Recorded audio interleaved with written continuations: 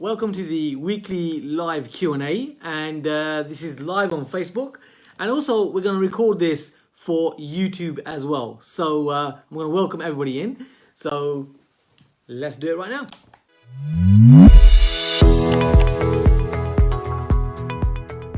Welcome to the live Q&A, and I have questions here from our Premier Property community, as you can see right here. To be fair, I haven't really had a chance to read them, but I'm just going to read them off the cuff and do my best to answer these questions for you.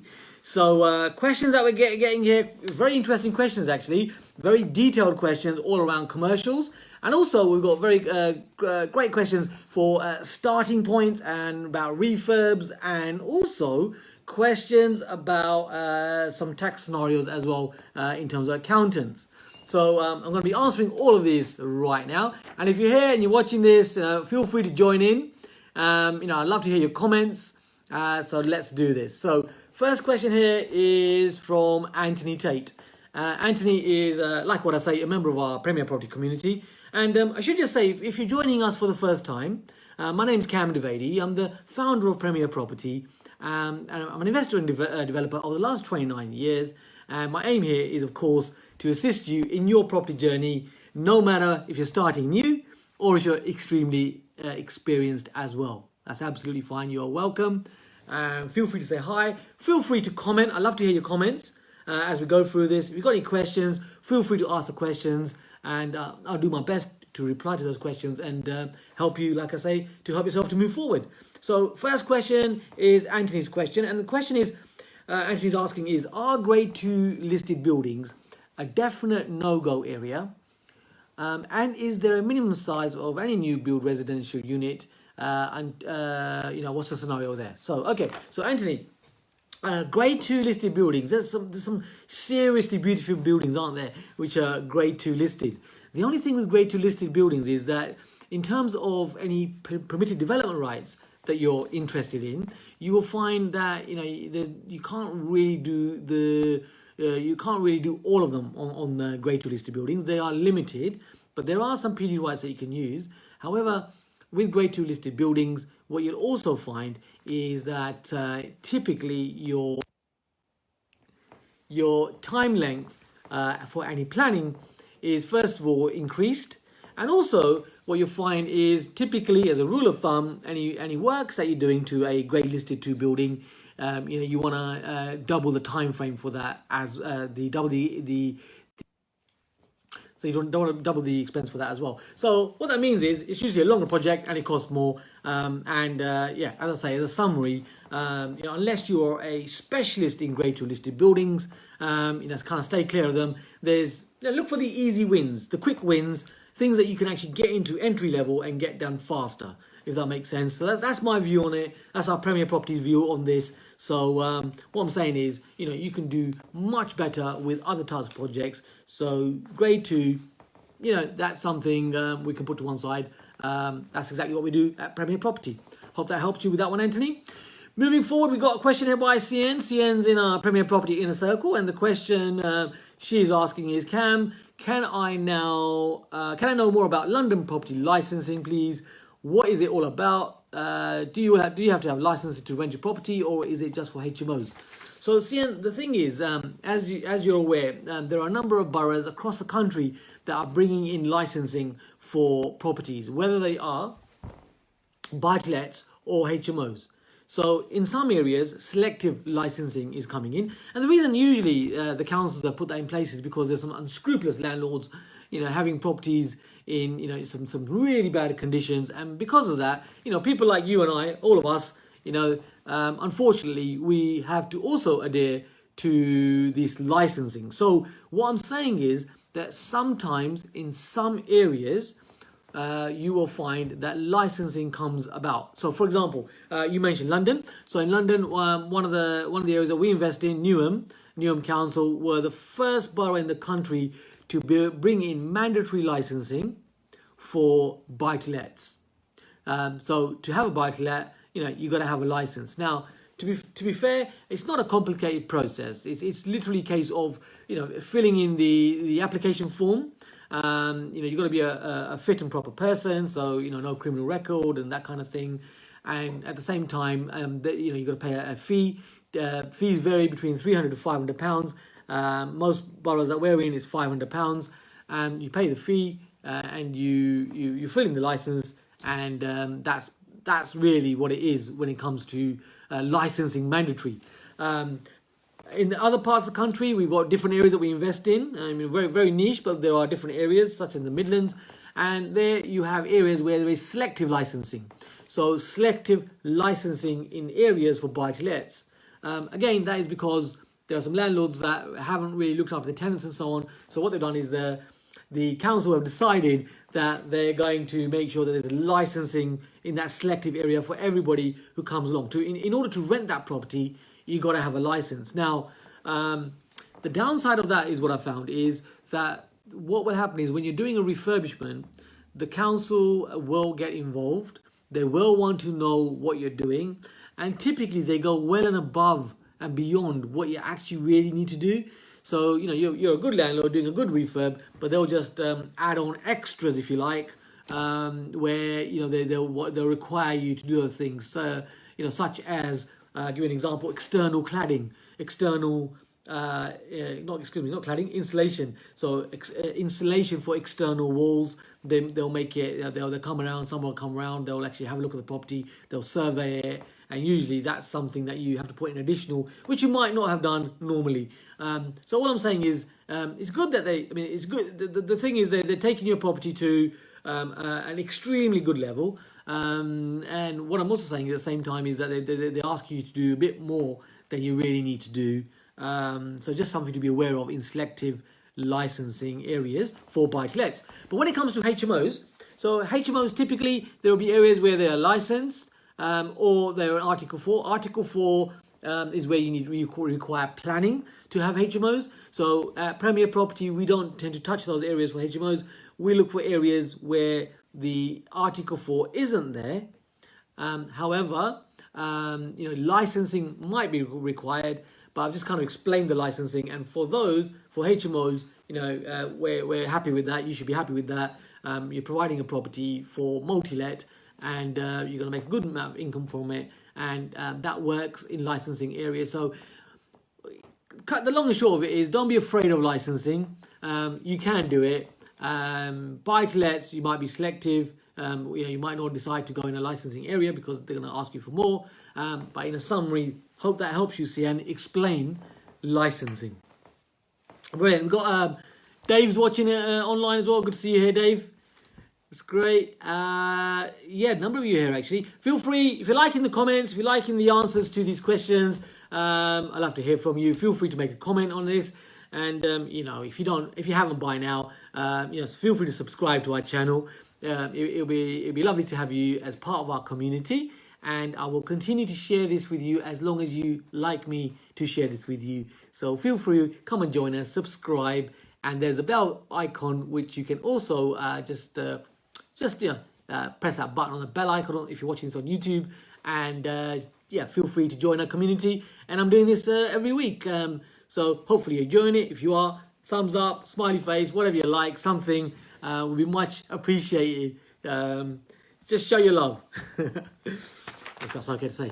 Yes. Right, well, I've said it now. Right, moving forward then. Got a question from Anna.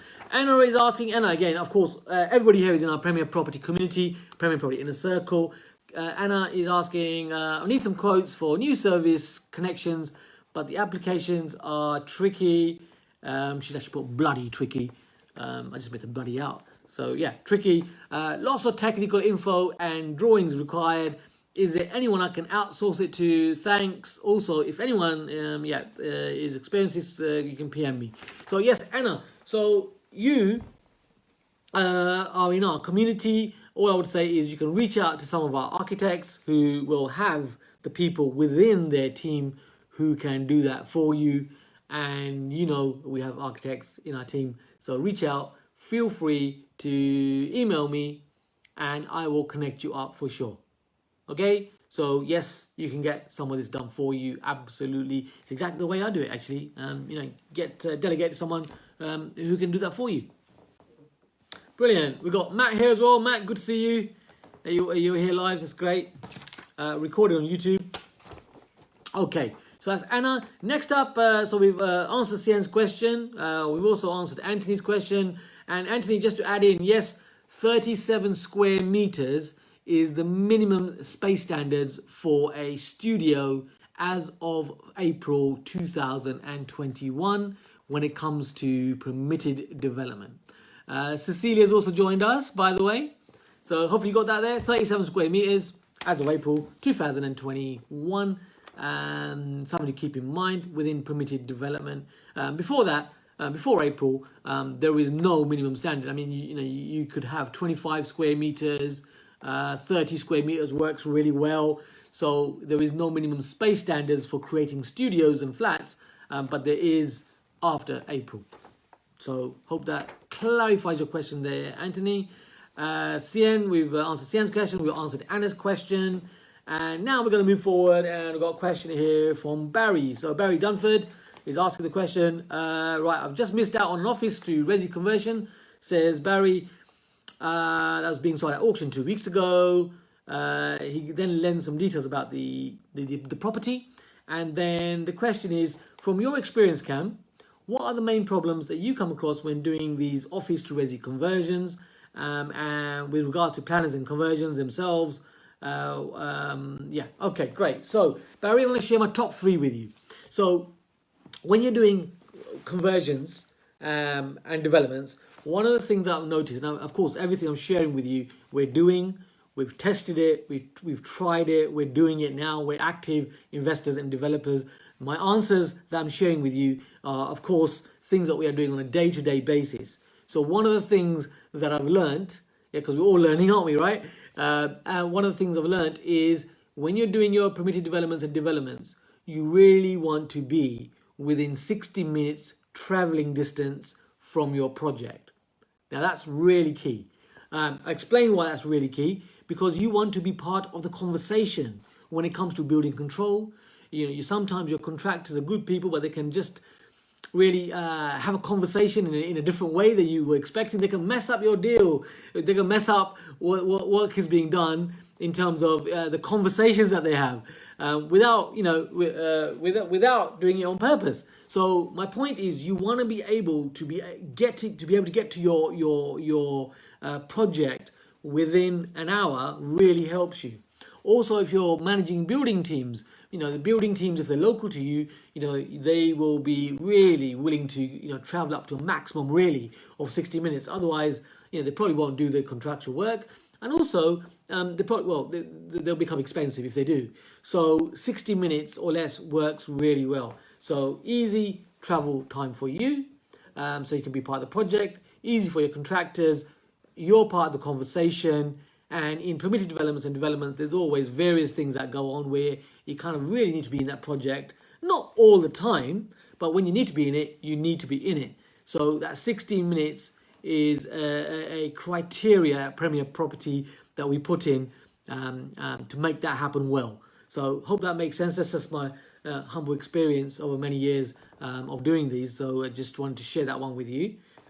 Secondly, what I would say is, when you're dealing with auctions, of course, we know when the gavel goes down, you've exchanged, that is then your project. And you can't really be creative with these types of projects.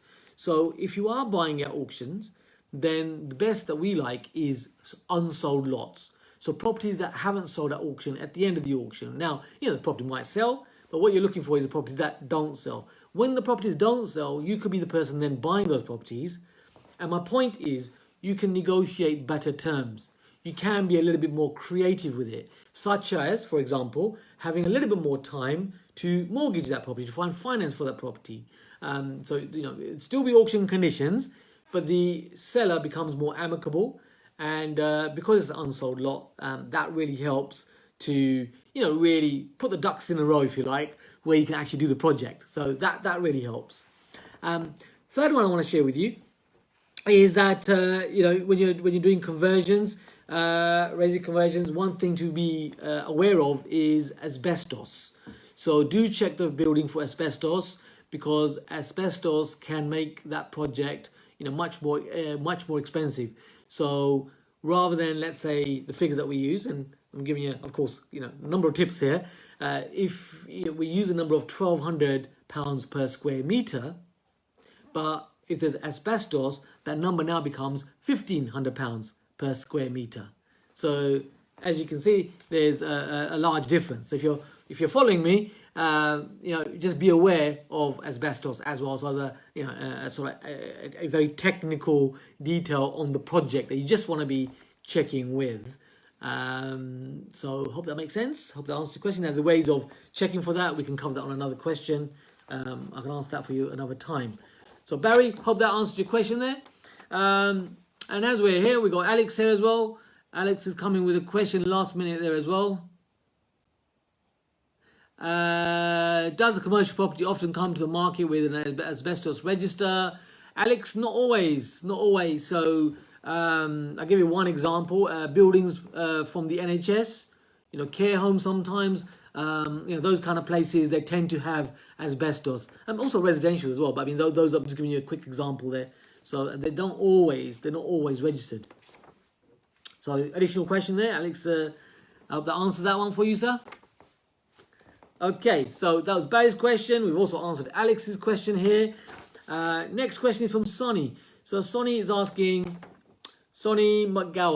is asking the question. After advice on setting up a limited company, says Sonny, is it wise to do it myself or use an accountant? So what do you think, right? This is basically what Sonny's asking. So here's my view there. So we have 11 companies. So we've got 11 different companies doing different things, all really associated with property in different ways.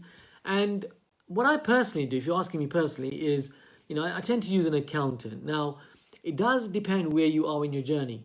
So there was a point in my life when I used to try to do everything myself. But, at that time, I didn't have a lot of money.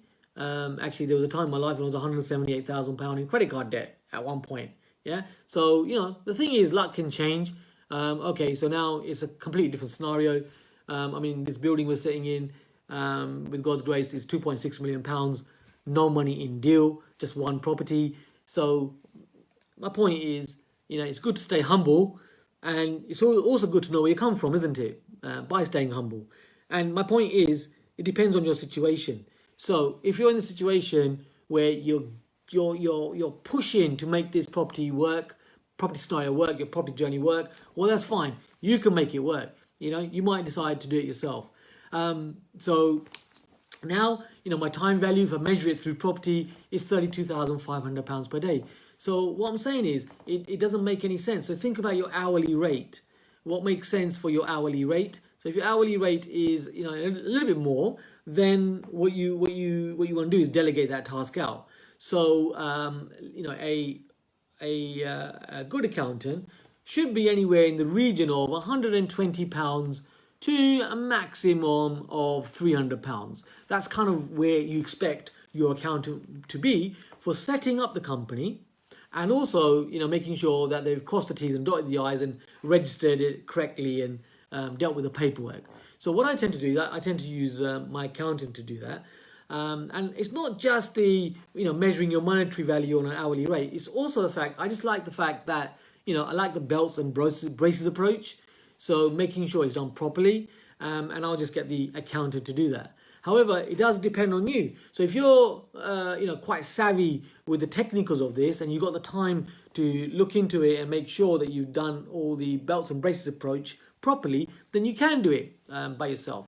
So, but if you're like me, I'd rather spend that time, doing another deal, speaking to another joint venture partner, working with good people like yourselves, or doing, answering questions like this, which, people really give me good feedback from, and I hope you're enjoying these questions being answered. So it really depends on the kind of profile of you. What kind of person are you? What do you actually like doing? So for me, I'd rather just give it to the accountant. Here's your £300, job done. But if you need the momentum, you might do it yourself. And if you like that kind of, if you like and enjoy, filling in forms and doing the detail and spreadsheets and that type of thing, then you might enjoy doing it yourself.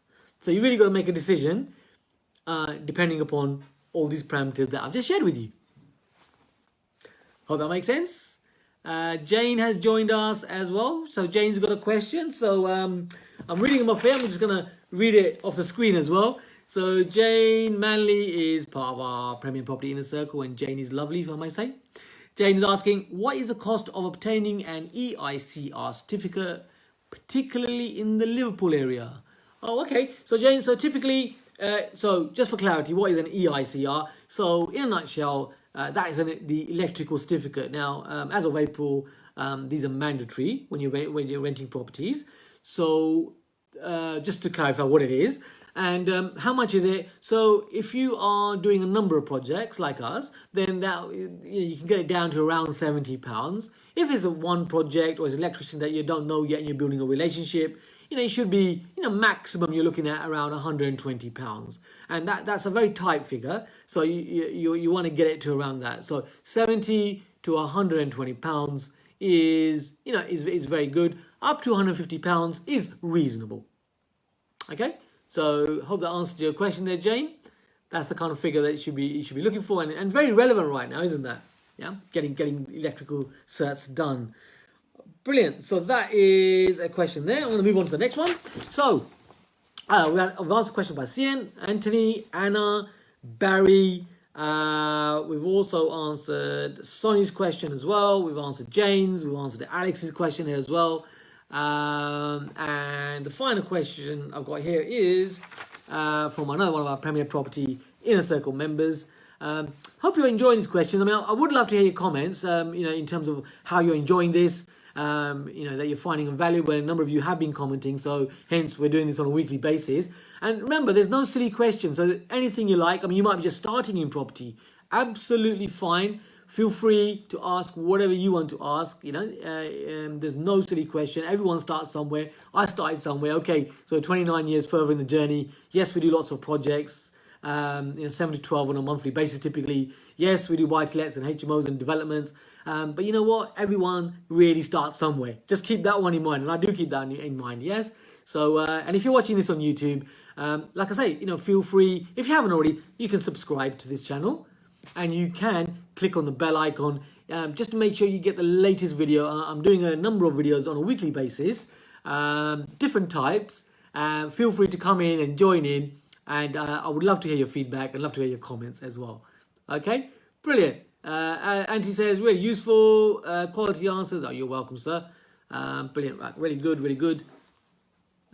Says Alex. Thank you very much. Okay, so final question of the day.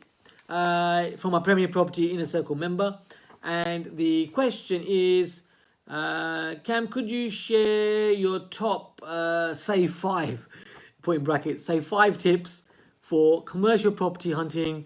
Probably sounds silly saying this as an open forum.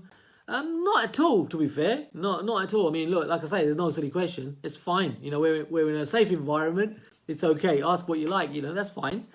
And hard to know where to begin. Looking online, we get quite a lot of that. I mean, that's why people can't sort of come along. They train with us. They learn what to do, and that's absolutely fine. What am I missing? Right. Okay. So let's count on 5 top tips then for commercial property hunting. Okay.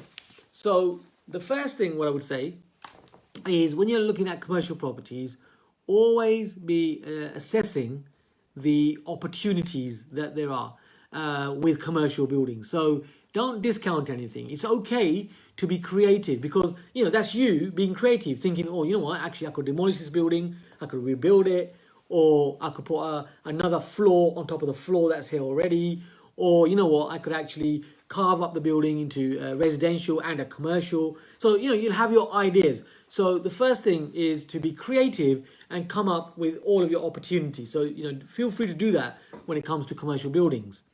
Now, once you've got that, and they could be wild as you like. It's absolutely fine. That's you're checking in on the opportunities. The next thing that you want to be checking, second tip, is check the viability of those ideas. So, for example, can you really put another floor on top of a single-story building? Will that second floor practically take the weight of that? Will that first floor take the weight of the second floor? So things like that, the practicality of it. Another one, I'll give you another one.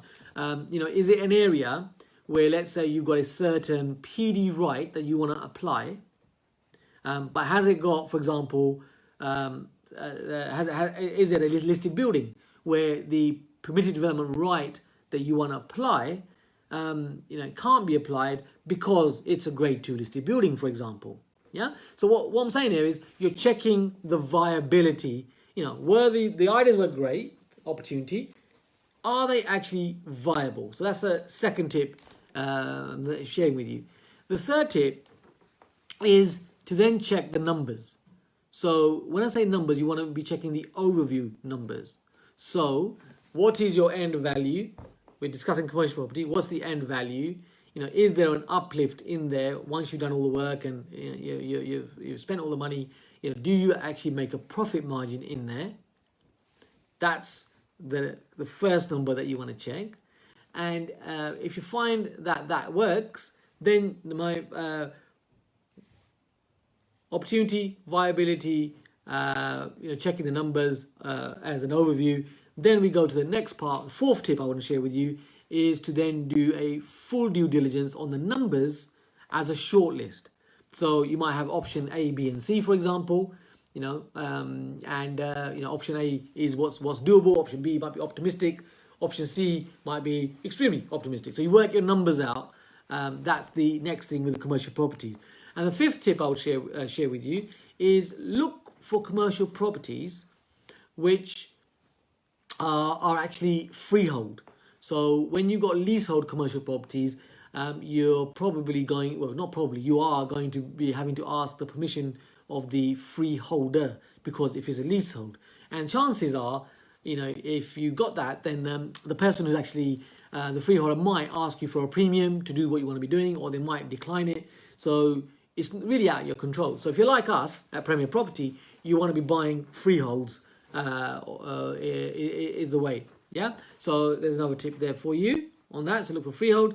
You've asked for 5. I'm going to share with you a bonus tip to wrap this up. And if you haven't clicked on YouTube by now, it's obviously it's your choice. I'd love for you to be part of our community. And to be fair, hopefully this is helping you, and you'll also help our community to get YouTube to more people that actually can help themselves to create a financial economy. So if you're looking for the bigger picture to help yourselves and help other people, feel free to subscribe to our channel. And we're growing this channel. So many people are joining us, and thank you very much for your feedback. You're loving the content. So feel free to jump in and join us. It's just a matter of clicking on that subscribe button, isn't it?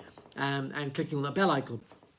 Okay. So my bonus for you, the 6th bonus for finding commercial property, is be assessing the correct stock where you've got a motivated landlord.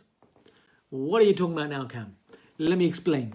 So motivated landlord. So for example, if you've got investors that have a property where their tenant, for example, is a betting shop.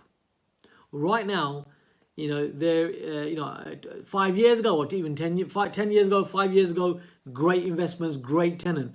But right now, where the rules and regulations have changed around betting, and if you're like me, a bit opinionated, I think that's a good thing. Those betting shops, they're not in many cases, a financially viable proposition anymore as a tenant. And many of them are looking to get out of those tenancies.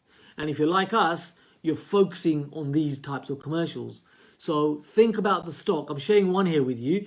Think about the type of stock where you got tenants where there isn't a strong covenant.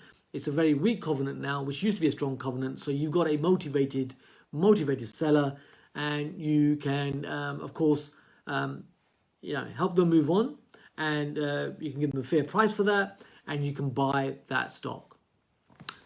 So there's my 6th Brucey bonus one there for you. Hope you've enjoyed today. It's been some deep questions, and like I say, happy to share with you on a weekly basis. So come and join me this time next week, and we'll have another Q&A. And like what I say, I'll carry on doing this as long as you want me to do this, and feel free to join in. So it's Kam Dovedi at Premier Property, helping you to help yourself to take your property investing to the next level. And I'll see you same time next week. See you later.